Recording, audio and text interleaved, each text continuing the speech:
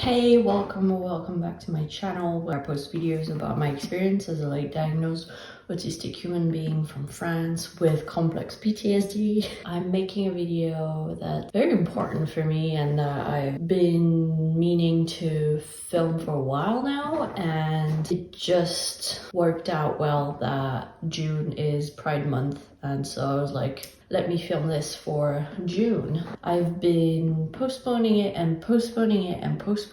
because stuff happened, life happens. There were a lot of, let's say, trauma triggers for me lately, struggling with overstimulation and fatigue and trauma responses and all that good stuff, and just like navigating daily life as a tired autistic person. It's a lot, but I'm finally making this video. Our landlord is supposed to visit later on this afternoon, but my partner is gonna handle that because I don't have the spoons. So basically what this video is about is I want to talk about my experience with gender identity as a late diagnosed autistic person, where and how I belong to the LGBTQIA plus community. And it's the first time, I think, that I'm talking about this in this way. So I guess you could say it's my public coming out. You might have noticed I'm wearing my lanyard, my invisible disability lanyard, and that's because this is where I'm gonna be wearing to Pride in about a month. And it's gonna be my first Pride in France, and it's gonna be my first Pride as an openly queer person, so I'm excited for that. So on my lanyard I have some badges related to my autism, to my invisible disability. On this side they're in French, obviously, and on this side I've got my little flags. I bought them from a Etsy shop in Germany recently, and I'm gonna put the link down below, and I have a 20% discount code that they sent me that I'm gonna put somewhere on the screen and down below as well, because I don't plan on ordering anything else from them.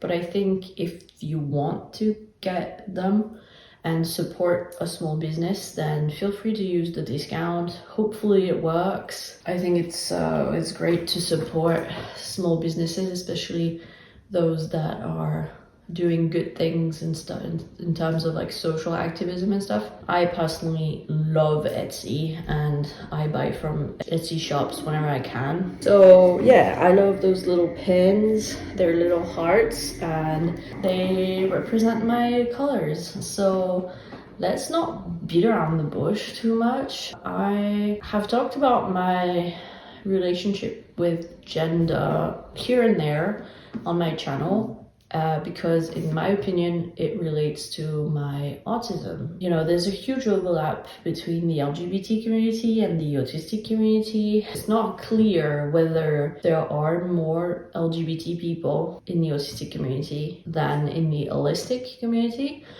or if there's the exact same number of LGBT people and it's just that being autistic makes you more aware of your own identity and makes you more likely to be open about it, because we tend to conform to social norms less. My experience and my opinion don't reflect the whole autistic community, but personally I consider that my autism has a direct influence on my experience of sexuality and gender identity. There's a lot to cover here, but basically let's do it chronologically. I think I've never had a strong a sense of gender, even as a kid, which I mentioned in my childhood traits of autism video. Gender was never really a thing for me. Bigots will say like it's all a trend, you know, the LGBTQ stuff, like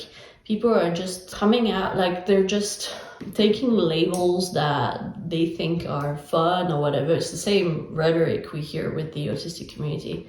But the thing is, no, that's what I've experienced my whole life. That's what they don't understand a lot of the time. They think it's a new identity that you give yourself for fun or whatever. you finally have a word to explain what you've been experiencing your whole life. And for me, gender was never a thing. As a little kid, even before I thought about all this, even before I had the language to express it, gender was never a thing that was a part of my identity. I was very gender fluid, you could say, as a kid. I was assigned female at birth, and I was considered kind of like a tomboy as a kid, which I don't like that word. I think it's very problematic. Already as a kid, I didn't fit the gender norms, you know. I don't know if it's still a thing in France, but back when I was a little kid in the late 90s, early 2000s, when you went to the doctor for for them to check that you're developing correctly, if you will.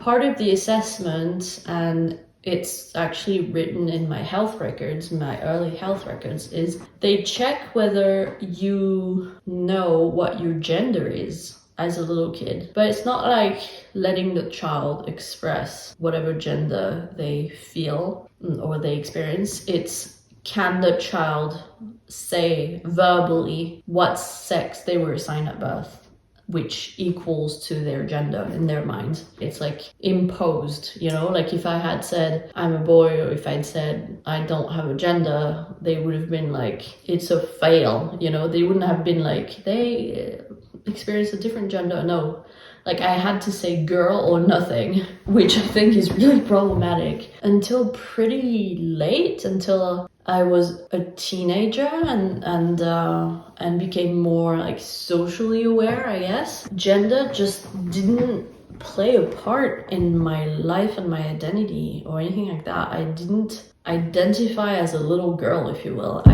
Gender was not a thing for me, never has been. In terms of my like gender expression, my mom always wanted me to be girly. She would put skirts and dresses on me and little accessories. I would always have long hair. I didn't feel uncomfortable with it. Like I didn't experience gender dysphoria or anything like that. It was just, I didn't care. I didn't give a damn, because to me, it wasn't a part of my identity. I've always viewed myself as just a person, a human being, a living creature. I've always seen myself as an ungendered identity, if you will. So as a little kid, I didn't really care. Well, from what I remember, I didn't really care what gender expression my mom put on me, if you will. But as I got a bit older and I could like form my own opinions and stuff, I started rejecting things like skirts and dresses and very girly things. First of all, because they weren't very comfortable, and also because they weren't me. And I have a very clear memory of, I don't remember how old I was. I became aware that because I was assigned female at birth, it wasn't gonna be okay anymore for me to not wear a shirt soon. As soon as like my breasts would start to grow or whatever, it wouldn't be okay. It wouldn't be decent for me to walk around with my chest bare, if you will. And I felt this sense of injustice that the boys weren't affected by that. I was like, I want to keep walking around not wearing anything on my chest. Like, why do I have to change that just because they say I'm a girl and like the boys are not affected by that? I felt this sense of injustice, you know? And my gender expression evolved as I got older, as I became a teenager, young adult. I became a lot more feminine outwardly as part of my mask. Morgan Foley made a great video recently about how she performed femininity as part of her autistic mask. She identifies as a cis woman, as far as I know. Even she felt like she had to perform femininity in an unnatural way to fit in. For me, it was not to that extent, because I never really put a lot of effort into trying to fit in and masking and stuff. But I still performed femininity to some extent, and around Christmas time I posted a short from years ago of me getting a present at Christmas and for my birthday, and in the caption of the video I was like explaining how I looked a lot more feminine then than I do now, because it was part of my mask. So I would wear makeup, I would do my hair a certain way, I would wear jewelry, I would wear certain types of clothes, because I felt like that was what was expected of me as a person assigned female at birth. It didn't feel natural. I didn't feel comfortable in it. I felt like it was alienating. I felt like it wasn't me. I felt like it wasn't right. Over the years, as my gender identity became clearer to me, and then I found out I was autistic, I started unmasking more, and now I don't wear makeup anymore. I haven't worn much jewelry in a long time. I haven't worn earrings in a long time. I think last time I wore earrings was for Christmas. Even more so now as an adult, I don't wear skirts and dresses and stuff like that. But for a long time, people would keep giving me those things because, again, assigned female at birth, so everyone assumes that you're okay with wearing traditionally feminine things, and so people would give me these things and I would wear them to make them feel comfortable, to not appear ungrateful. So I would sacrifice part of my identity for someone else's comfort. Does that sound familiar? Because it is. That's what masking is. Now I don't do that anymore. I don't force myself to wear anything I'm not comfortable in, whether that's in terms of like sensory wise as an autistic person, but also things that don't feel like me, things that don't reflect my gender or lack thereof. As a little kid, I would experiment a lot with gender expression because I didn't know that there were rules that you were supposed to follow, and I just didn't care about the rules. So I would do some pretty crazy stuff where I had always had long hair, like down to my lower back, very thick and wavy curly. I would hang out with the boys more, especially in primary school. They all wore gel in their hair and they all wore like those football shirts because that was the trend for boys in the early 2000s. And I so desperately wanted to look like them at some point because I thought they were cool. I started wearing gel in my hair, but it didn't make any sense because I had very long hair, so I would only put like gel on my bangs and it would look really, really weird. It didn't help with my social reputation. But to be honest, that's something I can reflect on now, looking back as an adult. And at the time, I had no idea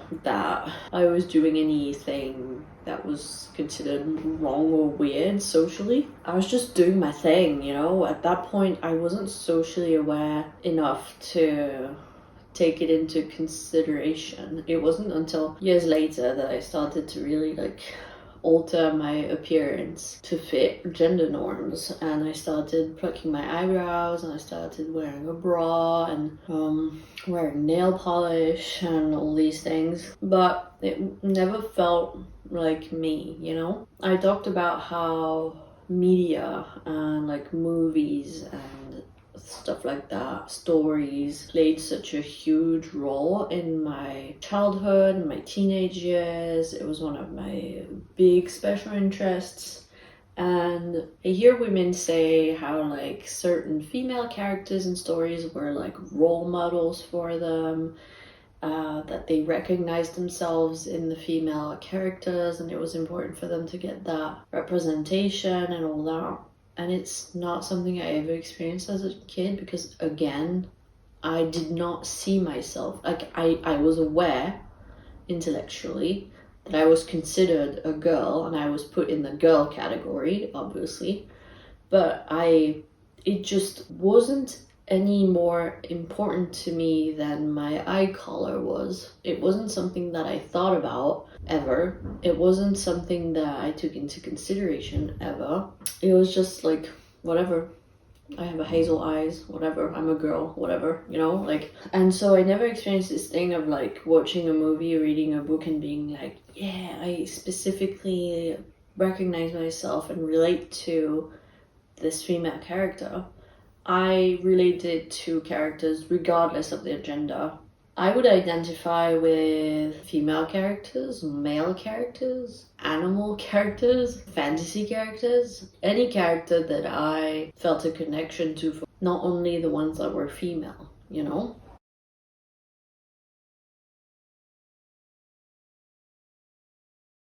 Again, it wasn't something I realized until I looked back as an adult. I was like, oh, it's interesting that I didn't, you know, the expression colorblind? It's like I was gender blind. I did not see the characters as genders. For me, gender has always been a social construct. Well, before I knew what a social construct was and I had that word, it just meant that it was just something that seemed, well, when I was old enough to start thinking about gender as a concept, it never seemed real. It never seemed to make sense to me. It always seemed very arbitrary because it's a social construct. And so autistic people tend to struggle with social constructs. We tend to like things that are real, that are factual, that are tangible. Doesn't mean that every autistic person has no experience of gender. There are a lot of autistic people who are either cisgender or are transgender, like binary transgender, I think is the expression, who like have a strong experience of gender, whether that's the gender that aligns with the sex they were assigned at birth or not. A lot of autistic people have a strong sense of gender, but a lot of us also always struggled with that notion of gender because it's a social construct, and especially like gender expression and stuff like that, and gender roles in society in general. And so yeah, as a kid, didn't even enter my mind. Later on, when I was old enough to like think about those things, didn't make sense to me. As a teenager, I actually had a phase where I had a special interest in gender identity, and I remember feeling this sense of awe and wonder and amazement that I had access to something like YouTube, where I could watch videos from people from all over the world, people from all different walks of life. That's where I heard about the LGBT community for the first time. I mean, obviously I was aware of gay people, the existence of gay people, but that was about it. I didn't know about any of the other letters in the LGBTQIA plus community, and I wasn't aware of any of it. And I entered the world of such nuance and complexity and diversity with, I remember at the time, so I'm talking 10 to 12 years ago. I'm 28 now. I loved Ash Hardell. It was my favorite, one of my favorite channels about gender identity. At the time, they didn't identify as non-binary yet, I think. So I got to watch their whole coming out journey, their whole self-identification, their self-discovery journey, and it was fascinating to me. And that's also how I heard about trans people for the first time, beyond like the very bad representation in the media. I met my partner shortly after that, when I was 18, and for a good while he was not confused but surprised by how much I was interested in the subject of gender identity and how much time and energy I spent consuming content from LGBT creators. And obviously it could have just been an autistic special interest, but I think for me it went beyond just an ordinary special interest. The reason why I was so interested in it is that deep down I felt a connection that I didn't really understand yet. I felt like I belonged in the community, but I didn't really know why and how. And it took me a long time to realize it. And I think it's a common experience for queer people to feel a pull, an attraction to the community even before you figure out how you fit into it, because it resonates with you on a deep level that you can't quite put words on. I actually had a lot of had a lot more clarity about my gender identity before I even understood that I was autistic. I mean, I started my social transition long before I realized what my gender identity was. As a teenager, there was a turning point for me where I was in PE class and we were playing table tennis. One of my high school friends misspelled my name, my first name, because I have a very gendered first name, which is Pauline, which I love. I have nothing against my name. But she misgendered it. She misspelled it on a piece of paper, and she wrote Paune, Paune. I just loved it instantly. I think it was like a really important moment for me in reclaiming my identity of being like, yeah, this resonates, this feels good. And again, that was over 10 years ago, and it stuck with me. I kept using it as a username online, as a nickname with my friends. Whenever I would sign a message or whatever, I would sign it with this. When we were playing games, I found a photo from my 20th birthday where we played a game, and I wrote porn on the piece of paper for the game. Like, it just followed me around. I didn't think anything of it, but I liked it because it is gender neutral, because it's a made-up name basically. It's like I unofficially changed my name without realizing it. And as I started creating content online over the years, that was also the name that I used, and it's the name that I used for this channel because it's a better reflection of my identity, of my gender, than my actual first name. For a while, my partner was even like, are you sure you're not trans? Because I was watching so much content from trans creators that he was like, of course, like, we didn't know we were autistic at the time, so he didn't know about special interests, but he was like, you're spending a lot of time watching these creators and you're talking about it to me a lot. It would make sense if it resonated with you in some way. And I was like, no, I'm not trans. Like, I don't feel like I'm not a man, you know? I don't feel like a man. I don't feel like I don't have the right gender. I just have no gender.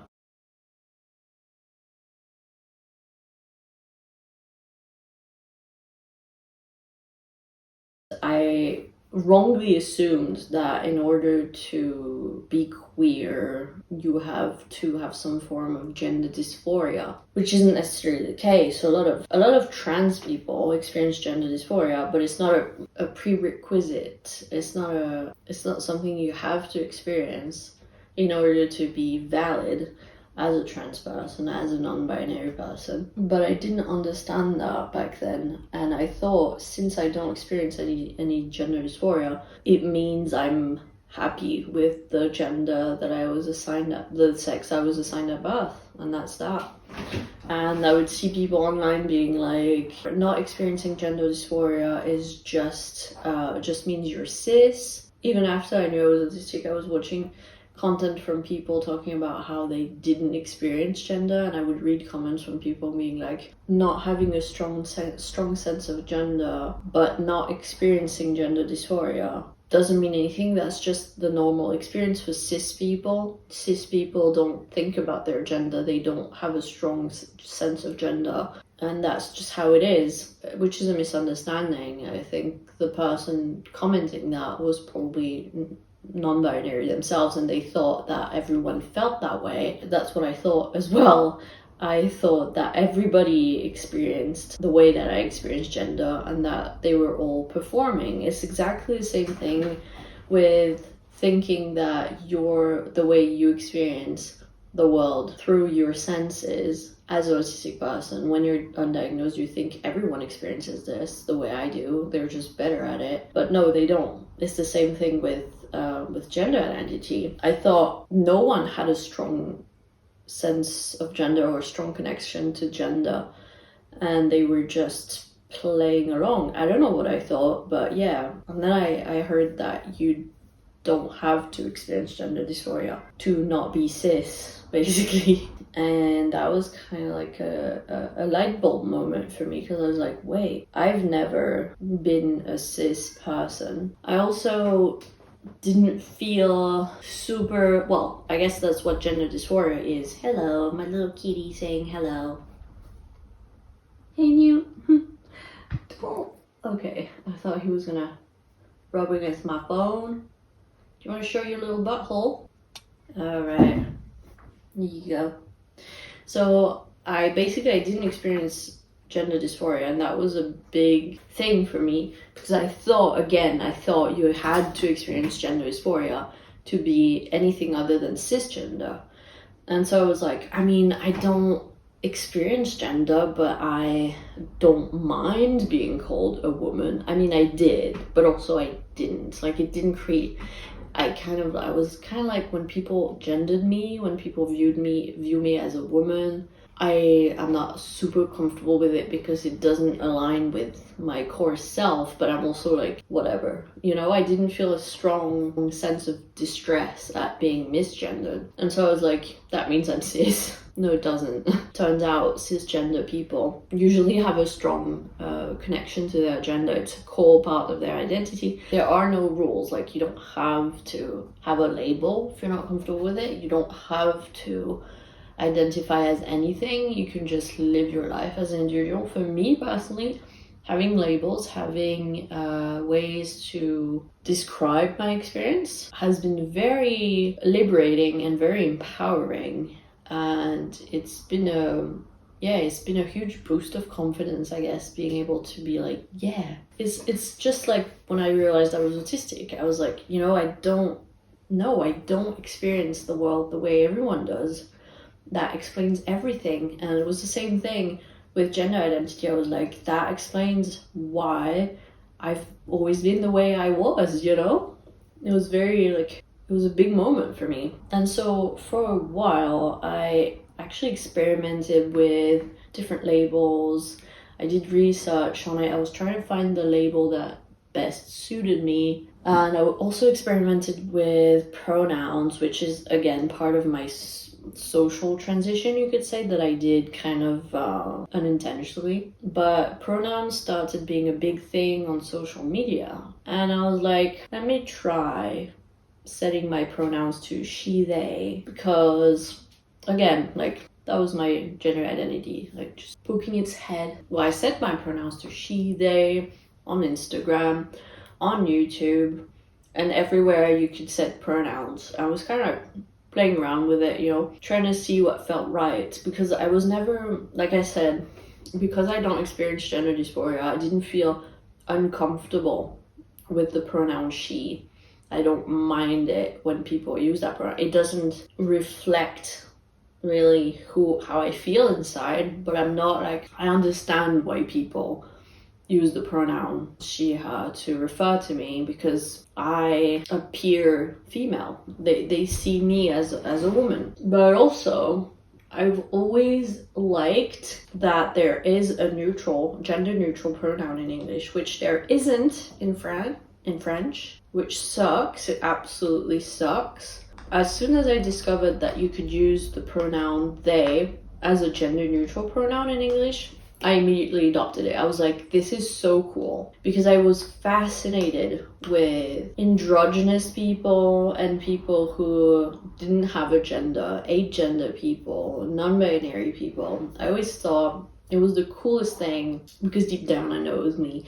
And I was so obsessed with those kinds of characters that whenever I wrote a story, because writing stories was a big special interest of mine, whenever I would write a story as a young adult, the main character usually would be very autistic coded and agender, non-binary. And I would try my best to make my characters, my main characters, as agender as possible, as gender neutral as possible, because to me, identity just exists so much outside of gender that I felt limited. I felt limited by gendering my characters, if that makes sense. I loved the idea of the pronoun they, which is why I started using it on my social accounts. In French, there isn't an equivalent, unfortunately. They tried to include a gender neutral pronoun at the Académie Française, which is the institution that decides what's proper French and what isn't. As you can tell, I don't like it very much, and it got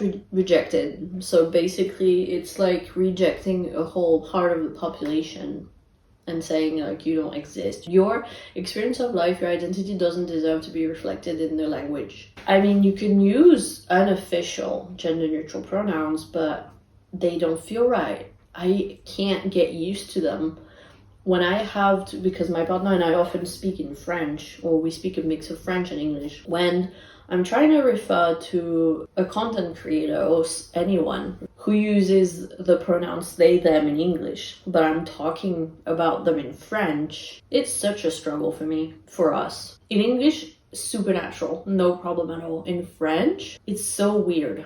It's so weird because the pronoun they already existed before it was reclaimed by the LGBT community, right? So it feels natural. It rolls off the tongue, you know? In French, there is no such thing. Everything is gendered. Objects are gendered. And so the concept of something not being gendered, or someone not being gendered, is just it's not reflected in the language at all, which is really frustrating. I don't really mind what pronouns are used to me. I wouldn't feel particularly comfortable if someone used the pronouns he, him to refer to me, simply because I tolerate she, her, because that's how I've been called my whole life.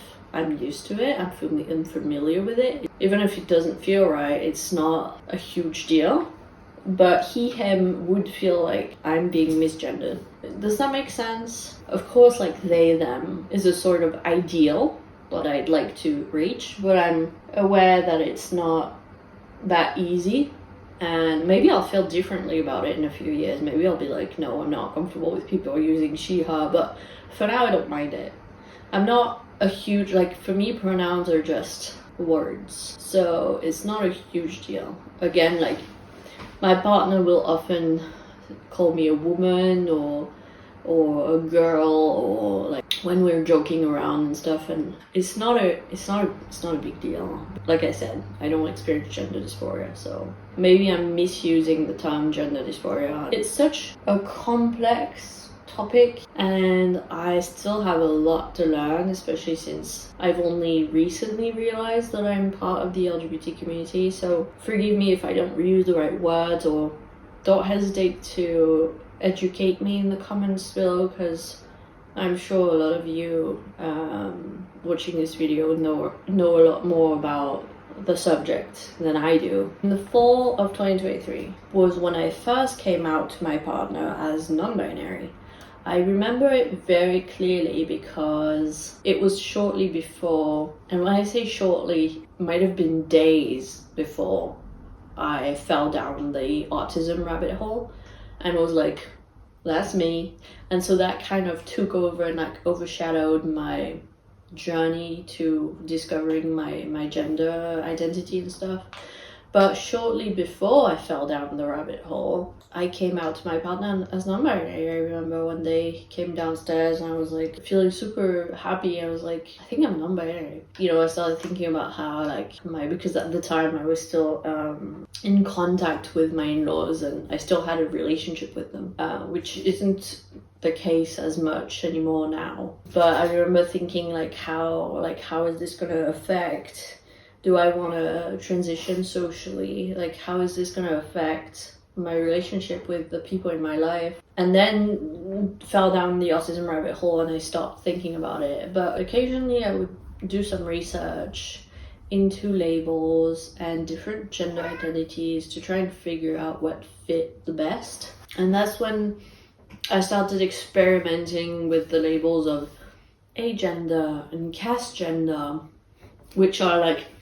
subcategories, if you will, because there are a million different ways to experience gender or not experience gender, turns out, which I think is fascinating. And so I was like, okay, so what do you call it when gender isn't very important to you or isn't a huge part of your identity? So that's how I stumbled upon the label of cassgender, which I had never heard before. It's very niche. And then I was like, agender is the absence of gender, and then non-binary is just anything that isn't binary. Again, tell me if I'm wrong. It's an umbrella term. And then under that umbrella term, you have trans men, trans women, trans non-binary people, and you have agender people, and you have just a whole lot of different identities. And I was just trying to navigate that for a while, even though I was describing myself as being agender, because when I would fill out forms where I was asked what my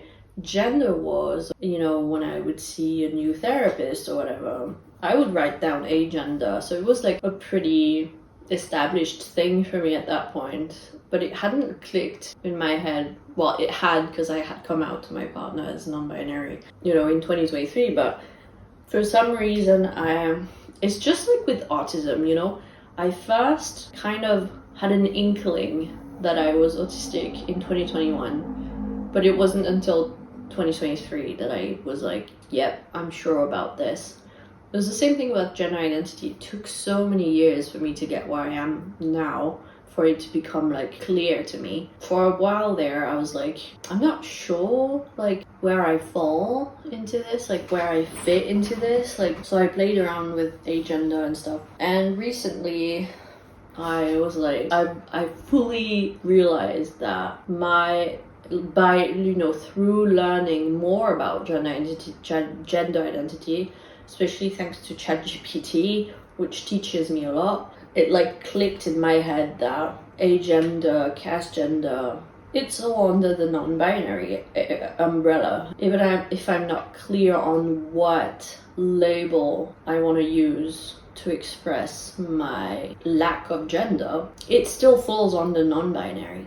And so it doesn't matter if I don't have like the perfect label yet or ever, because I can just describe myself as non-binary. That just means that I don't experience gender like cis people, basically. And then I'm free to explore more, like try to find the right label that resonates, or just stick with non-binary or genderqueer or agender, and just and also it can fluctuate. Personally, I don't consider myself to be gender fluid, so I don't feel like my experience of gender fluctuates over time. I've just never experienced gender, and I resonate more and more with the non-binary community as time goes by, which is why I'm wearing this pin, which is the non-binary flag, because that's how I'm referring to myself now, as being an AFAB non-binary person who goes by she, they. That's me. Hello. And I'm autistic.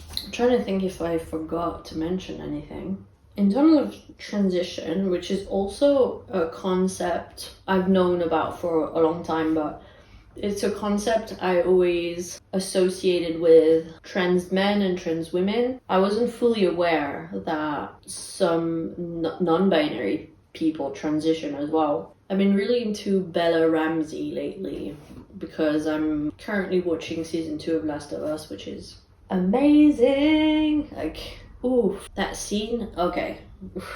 Just thinking about it, I've got tears in my eyes. But I was really interested in learning more about Bella Ramsey, because they're really inspiring to me. Because they recently actually got diagnosed autistic during the first season of Last of Us, I think. So that's something we have in common, and also they're non-binary, which is another thing we have in common. And I'm just so inspired and so glad to feel represented, to feel seen in the media by actors like them. That was also an inspiration for me to like figure myself out even more. You know, I heard about like how they wore a binder, for like a chest binder, during the filming of season 2, and I was like, oh, that's interesting. Again, like, I'm ignorant, okay, even though I said I had a special interest. I watched a lot more content by trans women, trans men than I did non-binary people, except Ash, who came out as non-binary a few years after I started watching their channel. But it wasn't, it wasn't all clear to me at the time. For now, at least, I don't think I would want to transition beyond a social transition, which is what I've been doing for years already at this point. I don't think I'd be interested in doing any sort of surgery, gender affirming surgery or anything like that, or taking hormones or anything like that. I'm comfortable in my body as it is, and for now at least, it might change in the future because I keep discovering myself. It's an ongoing process. For now at least, I'm fine the way I am. It's enough for me to know what my identity is and be able to put a word on it. I don't feel the need to go beyond that. It's also a thing of like, because gender is so foreign to me and so irrelevant to my identity, I go back and forth with the way that I identify, because I go through phases where I'm like super proud of my non-binary identity, and then I go through phases where I'm like, I don't even care about gender enough to care about what I should call myself, you know what I mean? Which is why I came out as non-binary in 2023 and then didn't think about it too much, and now we're in 2025 and I'm coming out online as non-binary, but also I'm like, it's not a label that I cling on to fiercely, you know what I mean? Like, it's enough for me to know that I experience gender outside of the norm, and that because of that I am a part of the LGBT community. I guess that's where the fluidity comes in. I'm not fluid in my experience of gender. I'm fluid in in what label I use or don't use, you know? I don't know if that made any sense. Obviously, my experience of gender kind of influences a lot of things in my life. It influences how I present myself. It influences how I feel about the way gender is, the role that gender plays in our society. The gender roles that are so strict in our society. Even the way I want to raise my children, because I mentioned in a video recently that I want to raise my children in a gender neutral environment, which is something that my partner also aligns with, because he also never really had a strong experience with gender, and we connected on that front. But yeah, so we both want to raise our kids in an environment that's gender neutral, and what I mean by that is I don't want to erase my kids' gender. I want them to have the freedom to discover their gender and express it however they want, without us imposing a gender with certain expectations around it onto them, if that makes sense. Our relationship to gender obviously influences, for example, the name that we want to give our kid. It influences how we're gonna raise them, whether you're cis or not. I feel like we shouldn't put such a strong emphasis on gender in our society. I think it can be really problematic when we start, well, it's not, I think it is definitely problematic when we start saying to people, you can't do this because you're a woman, because you're a girl, or you're supposed to act like this because you're a man, you know?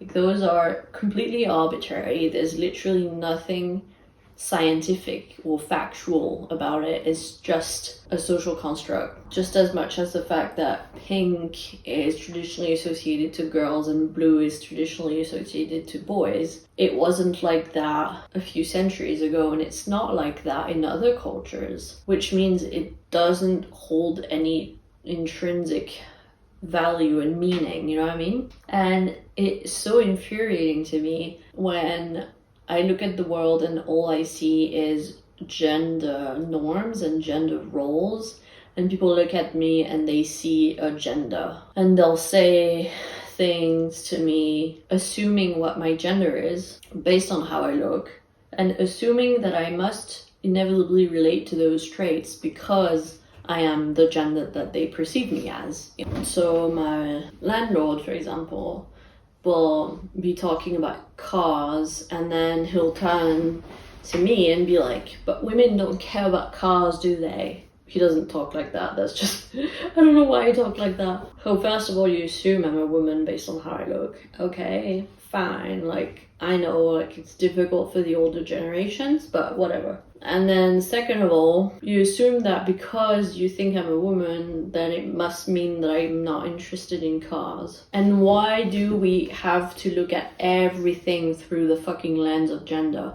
It frustrates me so much every time I watch reality TV, and it's all about, on one side, men who are like bros and they're like super strong and like they have to be manly and like they have to work out a lot and like have a lot of muscles and have like the protector role and like be the ones who like looks after their family and whatever. On the other hand, you have the sensitive women who care a lot about how they look, and they have to be super thin to be sexy, and they have to wear these kinds of clothes and this kind of makeup, and they put so much more time and energy and money into their appearance than men ever have to. You know, and then I hear women being like, well, I grew up in this country and I loved football, but unfortunately I couldn't play football because it was only for boys. And it's the social injustice around gender roles that really infuriates me. And then people will come out and say, I'm trans or I'm non-binary, and people will go,